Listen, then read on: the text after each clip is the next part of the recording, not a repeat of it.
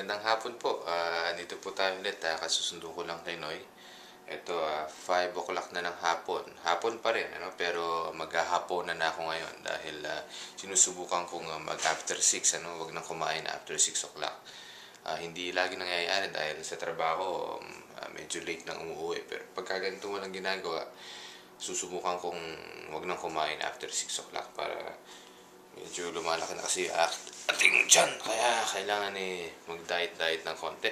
Okay, ito na po. Dahil hapon pa, ito ang aking haponan.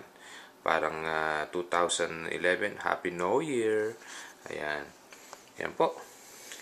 Half ng peanut butter, half ng bagel, orange juice, hop, at lagyan natin ng konting cereal.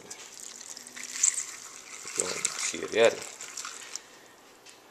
Hari na way, hindi ako gutumin mamaya. Sana sapat na to, no? Joke lang. Parang Tupperware. Ito rin, merong saging. Malalaki saging dito pero alang ganong lasa. At clementine. Sweet clementine. Okay.